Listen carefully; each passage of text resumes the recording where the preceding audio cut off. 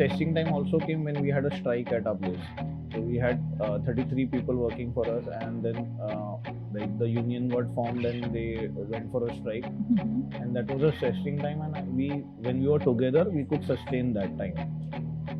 And that's how, slowly and steadily, we could again get back to business and get back to the level we were operating at.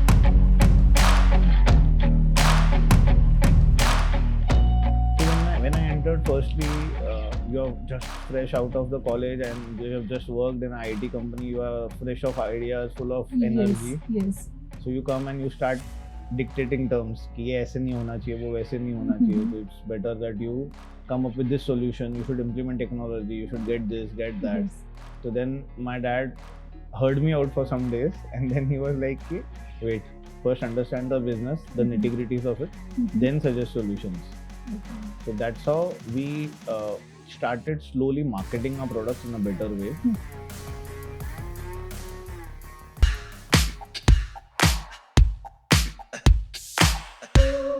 Hello everyone and welcome to the J4E Podcast, the voice of Indian startups, where we speak to people just like you. We speak to small business owners, MSMEs, startups, large business owners. This show is your one-stop shop for anything and everything to do with business, to learn about entrepreneurship, to learn about the Indian startup culture. My name is Amandeep Singh, and let me welcome you to today's episode of the J4E Podcast, the voice of Indian startups. Hello all, very warm welcome to J4E Podcast. And today we have amazing and very talented Mr. Rajender Singh, who represents Print Source, a one-stop solution for branding and advertisement. So thank you, Mr. Rajender Singh, for coming here. Warm welcome, Mr. Thank Rajender you. Singh. Yeah. So with starting our conversation, we would like to know about your journey. Okay, so I'd like to begin it from the times I joined Cognizant. So I was in somewhere, even if I go before that, I was feared with engineering as a word because I saw my brother studying and becoming 2 studios after he joined engineering. And he used to some sort of drafting and all he used to do. I used to be very feared with those drawings. So I did not enroll for engineering, and I rather took BSc Computer Science as my degree. And then I got placed in 5 companies. I chose Cognizant out of those. Great. And worked 2 years for them because I somewhere in my mind had I want to do an MBA as a further studies. Post that, I got 2 years of work ex, and I then doing my MBA. Along with that, I started being at my dad's office. So Print Source is my dad's business. We started in 1983 as a Great. printing and packaging company. So you are a second generation generation. entrepreneur. Yeah. That's great. So when we started, I started having a different perspective at it, how actually the printing and packaging company works, and what are the areas, the lacunas that we can cover, and how we can diversify. So slowly and steadily, when I started meeting clients, understanding what are the pain areas, we started to understand that people don't want to coordinate with multiple vendors, and they somewhere want that one person should take care of the complete thing. One-stop solutions. One-stop solutions. Yeah. So that's how slowly and steadily we started introducing designing as a service. We hired a few designers at our office, and slowly that grew to such a level that in 2012 we launched the advertising company itself. That's amazing. That's okay. So people, the clients trusted our services. They started giving us end-to-end work, and that's how slowly and steadily website designing came in.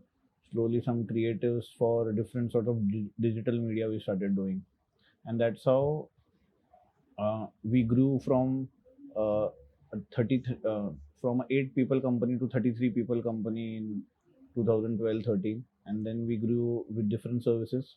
So today our focus area remains on designing, printing of various brochures, catalogs, product labels and stuff, and packaging on the different domains like cartons, corrugated boxes.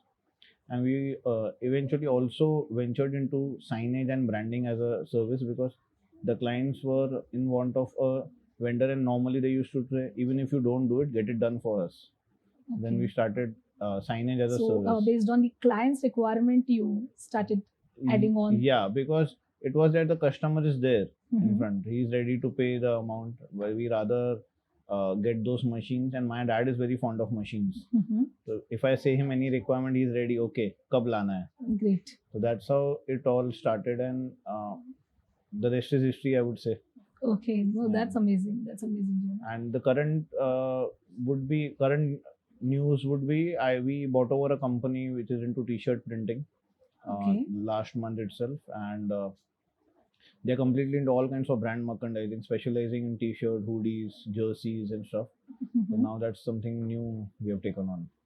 And very popular. New and Yeah. very popular. Yeah. So yeah, my next question would be: as you are a second generation entrepreneur, what are the challenges you faced? Because you entered in an established organization and then you came up with your own ideas, your own strategies. So how was your journey as a second generation entrepreneur? Yeah. Or what are the So challenges you faced? So when I entered, firstly, you're just fresh out of the college and you have just worked in an IT company. You are fresh of ideas, full of Yes, energy. yes. So you come and you start dictating terms कि ये ऐसे नहीं होना चाहिए, वो वैसे नहीं होना चाहिए. So it's better that you come up with this solution. You should implement technology. You should get this, get that. Yes. So then my dad heard me out for some days, and then he was like, कि, wait, first understand the business, the Mhm. nitty gritties of it, Mhm. then suggest solutions.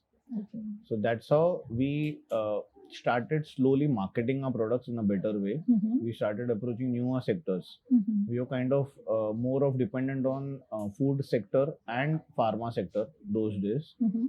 Slowly we started venturing out to other engineering companies, real estate developers, and as the sector was growing, we also were getting a lot of customers. Okay. And now there were additional hand to dad's production capabilities, that I could market it. Mhm. So a lot of times a single solopreneur kind of a setup suffers because you can't grow beyond a limit. Yes, yes. So there I added that advantage to it, and slowly and steadily we could get good customers, get better paying customers, I would say. Yes. We could approach MNCs, we could approach good sizable engineering organizations for their work. And then the confidence in what I am recommending also started growing. Dad started understanding what I am saying. I have a logic to it, and I have some market research done before I'm saying it. So that's how slowly and steadily his confidence in me also started increasing. Yes. The testing time also came when we had a strike at our place. So we had 33 people working for us, and then like the union got formed and they went for a strike, Mhm. and that was a testing time. And when we were together, we could sustain that time, and that's how, That is yeah, slowly and steadily we could again get back to business and get back to the level we were operating at. those are the times Those are the tough times, and actually that gives a testimony Strength to, and yeah, testimony yeah. to the efforts that we have put. So we could grow back and we could come back to chef. So as you are in branding, digital marketing, as you are part, like what would be your suggestion to the entrepreneurs, be it small scale entrepreneurs or be it established business organization, how they should look forward to marketing or digital marketing? Like what is your view, or what is your suggestions to them, how to take up marketing, especially digital marketing? Okay. So first and foremost, I would come to this stuff that it's very important for us to understand the end goal, where we want to reach.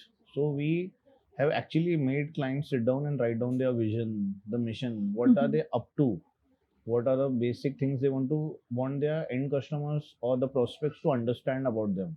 So we have a kind of a research on the target audience that we do along with the customers, and slowly the strategy gets evolved of how we want to target and whom we want to target. So it's very important for the budding entrepreneurs and entrepreneurs who have just started out to understand that you cannot do everything. So you have to focus on some sector or some services that you are going to be at the core of it, which is going to be like a forte. So you got to understand that, accordingly design and market your services in that way, so that those customers can become your tribe and they can recommend you to further customers. That's very important. And retaining the customers is equally important, because a lot of times you uh, are just taking orders and you're not being up to them. The customers leave. The customer acquisition cost is much higher than the customer retention cost. So having a proper CRM system wherein you contact the customer regularly, ask them for feedback, take suggestions, and improve your processes. This is very crucial in growing your enterprise. Great. Yes. So, one very crucial advice I would like to give the entrepreneurs is having a mentor. Having a mentor would help you focus on where you want to go, and you won't be deterred by the challenges that you face.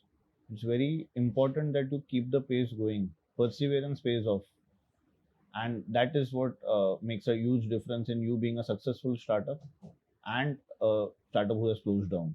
So it's very crucial that you have a mentor or a guide, someone who coaches you, who is there for you to understand the challenges and guide you through it.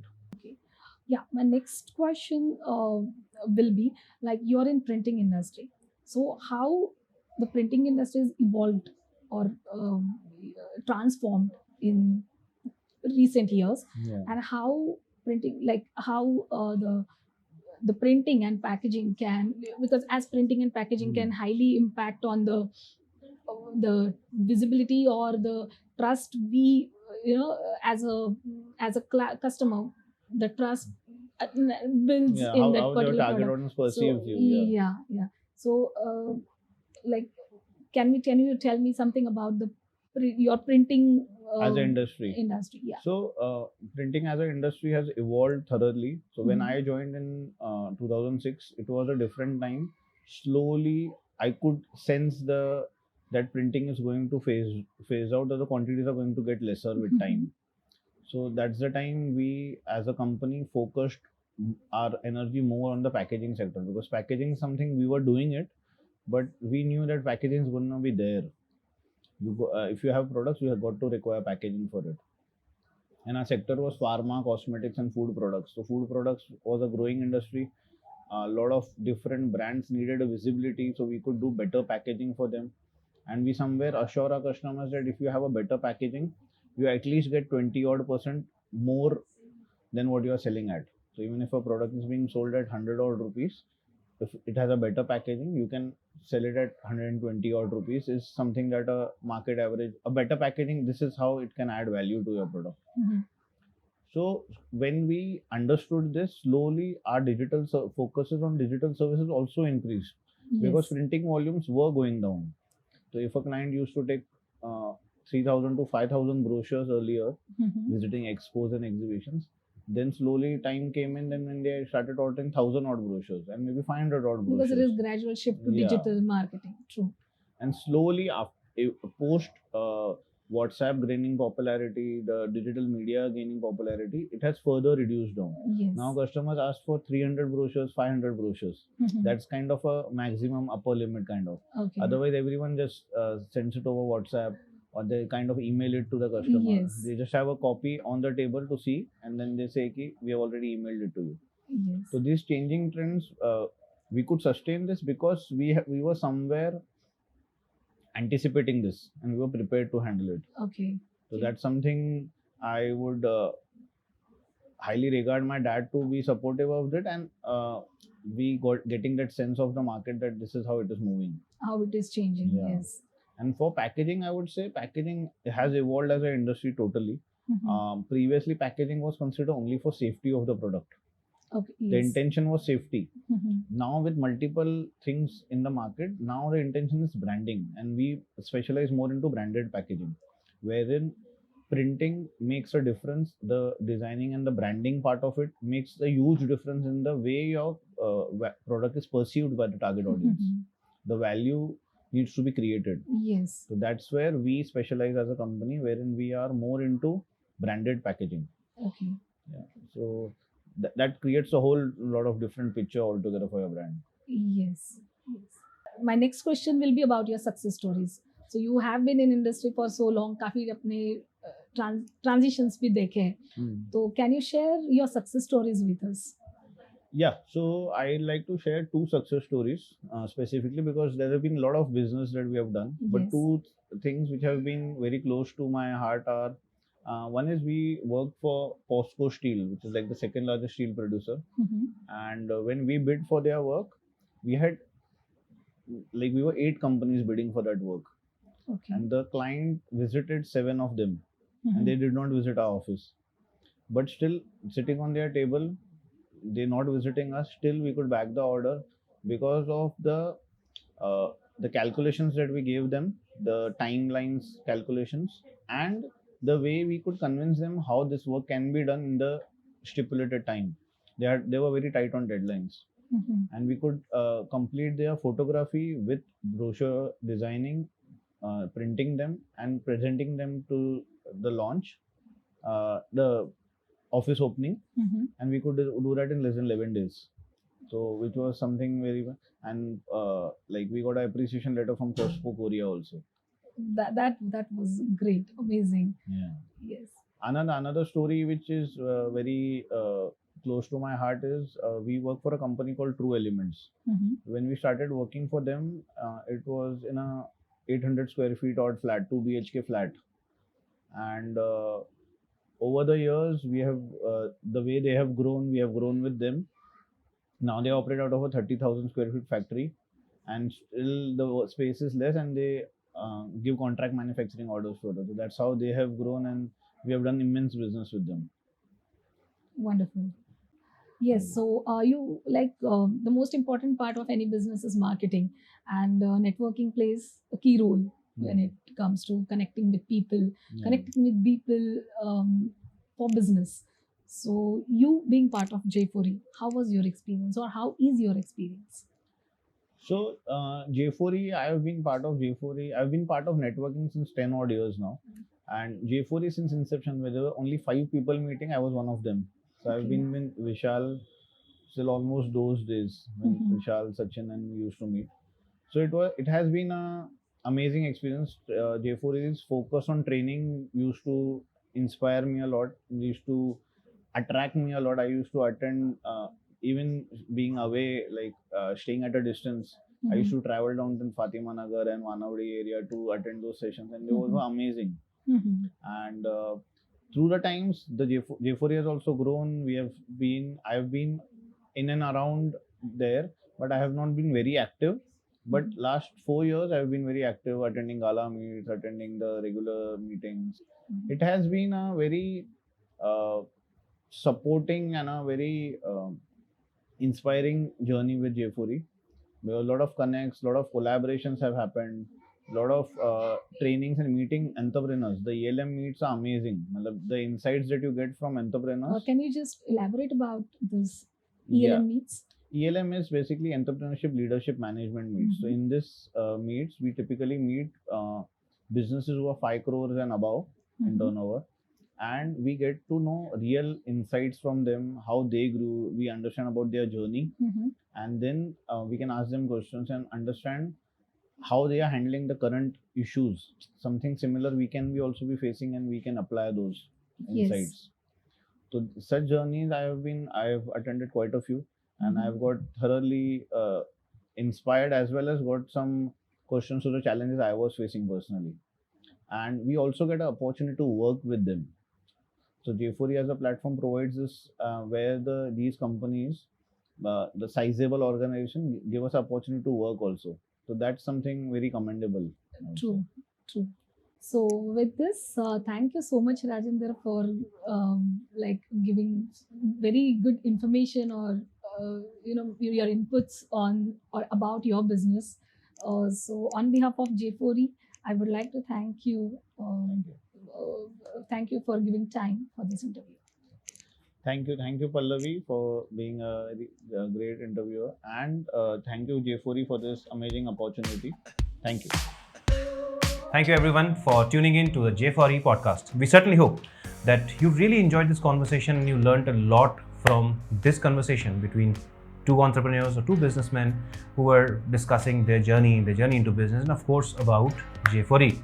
To know more about J4E and to listen to more such amazing conversations and to be a part of the J4E community, don't forget to follow us, like our channels and subscribe to our channels. Just go on the internet and search for J4E, alphabet J, number 4, alphabet E, and we'll be right at your disposal. This podcast is driven by the J4E community and is available on all major audio streaming platforms.